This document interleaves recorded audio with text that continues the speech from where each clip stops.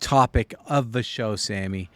Do you think patience is the big problem for the Mariners? And I'm going to give a little context here. Teoscar Hernandez leads the league with 80 strikeouts. Second, Suarez with 71.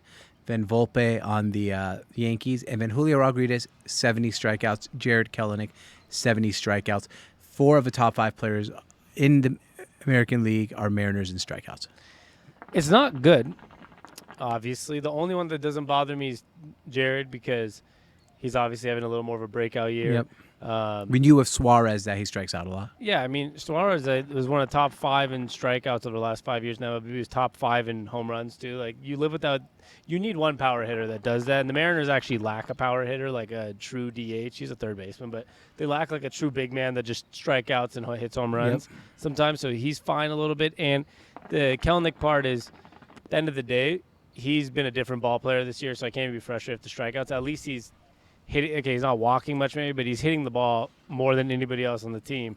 The Julio one is tough to see because it's not like the Kelenic situation where he's also, is hitting the ball so great over the beginning of the year. But I will say Julio's bat has been better recently. I was going to ask you, do you think with like Julio, I don't know the numbers of May, but I would not assume he's in the top 5 strikeouts in May in American League. This is over the season. He had a tough April, but his May was, especially the second half of May, was pretty fantastic. Yeah, a lot of those strikeouts, like the big number of them probably came April, early May, and then they've probably reduced.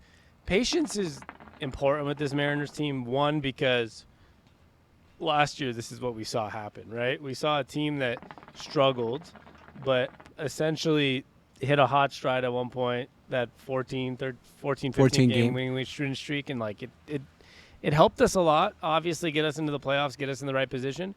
The only problem is, like, I'll have that patience this year, but what is the likelihood that it happens again? 14 is probably not happening again, but, like, what is the likelihood a team gets really hot and wins, 15 out of 20? That you have to be, like, the best team in baseball, which is what we were for a stretch, and that's hard to expect from the team right now. Yeah, to be where our expectations were met, right, is to go 25-5 over a 30-game stretch, like a stretch where we get super hot, start chopping away games. The AL West, unfortunately, seems almost out of reach already. We've seen crazier things in baseball. But the wild card, we're 6 games out right now, and it's tough to swallow. And I think patience, we have been over and over and over and over again as like an organization. Like if you go back years and years and years, strikeouts have always plagued us. They've always plagued us. Well, I would just, even outside of just strikeouts, batting's plagued us a lot in certain scenarios. Yeah. The T-Mobile Park will do that to you. But then you see someone like Aaron Judge comes to T-Mobile and just rakes. Yeah, but he's on a different level. True. So I don't want to use Aaron Judge as a good comparison because that's like using... Yeah, you don't want to judge with Aaron Judge. Yeah, you don't want to judge with Aaron Judge or Ohtani or Altuve or like Yordan Alvarez. Or like Mike Trout. Yeah, we're talking about guys that are like some of the top 10, 15 guys in baseball, which... Unfortunately, that's what we expected from Julio this year, which he's shaping into. But I think in general, I don't know if it's the strikeouts that are bothering me more than, just overall playing bad baseball, right? Like, at the end of the day, the strikeouts play a big factor. But you could also be Jared Kelenic, who's striking out a lot. But he's probably going to be our only All-Star this year. You have to have one. I mean, who knows? If he doesn't get voted, if he doesn't get voted in, right, like – Major League Baseball coaches and like the organization might just put Julio in there because he's the face of a franchise. Or Castillo.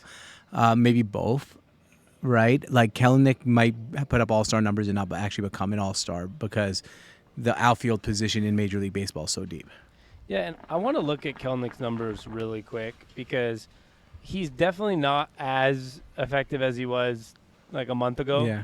He's playing fine, so don't get me wrong. I'm not saying this in a extremely negative way. Just in general, he hasn't been the exact same player that he was at the beginning of the year. Right now, he's at, he's 270. I mean, he's doing fine. I mean, I'll live with 270, but he was more near 300 last month. So it's obviously, slowed down. It's taking a little dip. If him and Julio were batting with the same hotness they were at the same time, this team we might be looking at the record in a totally different way right now. Yeah, I'll tell you this, too. If Kelenic is last 30 games, he's batting 239. Last 15, 236. Last 7, 208.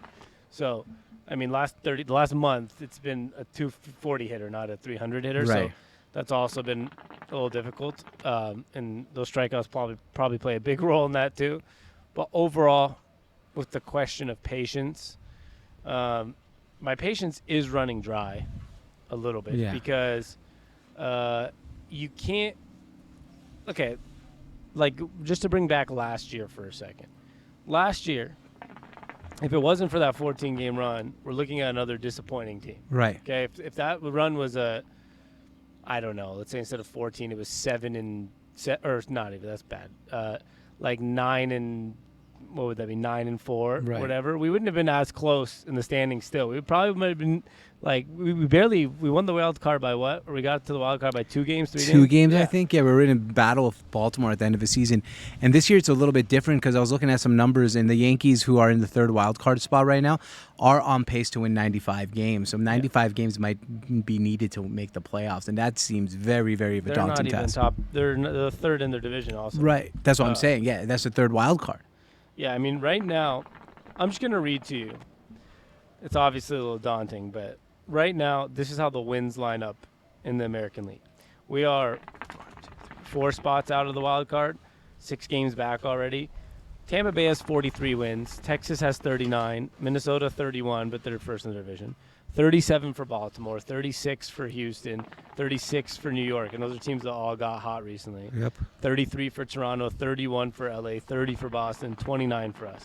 We are much closer to the White Sox, who are 3rd to last at 26 wins, than we are to the wild card. So Absolutely shocking. yeah, performance. it's not. I don't. It's tough because I think last year might have set up some unrealistic expectations, and I'm not saying we shouldn't have had those. We won the wild card games, 2 of them in Toronto, and we played a really competitive series. 18-inning game against the Houston we lost, and a bottom of the 9th inning walk-off home run that we lost, and we put in Robbie Ray in Houston.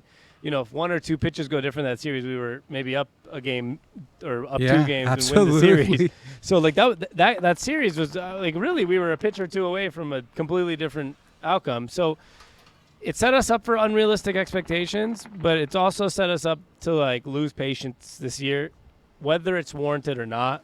That's the question that I was going to ask you is the running out of patience warranted, or is this really the ball club we were? We made some changes, but they weren't that significant, obviously, with Wong and Hernandez. Hernandez was supposed to be a bigger pickup. He's doing okay, but Wong's been obviously awful. He should be optioned down to AAA. Yeah. Is it wrong for us to run out of patience with this team? Like, did we have unrealistic expectations? Maybe. I mean, we have like our 2 best hitters, I guess, technically Kelnick and Julio, and they're both young, so maybe we need to breed a little more patience. But I'm talking about plate patience. I think that's our biggest problem as a team. Yeah, well, I think that problem's going to continue a little bit because right now when you have a guy like Julio trying to get back to being a 280 and 30 home run guy, and you have Kelnick who started off the year hot, and you have Hernandez who's like, why am I not batting the way I am? Ty France has actually been decent, but he went through some slumps already this year. Know. I think it's one of those situations where I don't blame the guys for having a lack of patience sometimes at the plate because they know that they're, in their book at least, they're extremely underperforming to the expectations. Absolutely, man. So hopefully we can turn it around and get some plate patience, and then the fan base can get some patience for the organization. I hope so.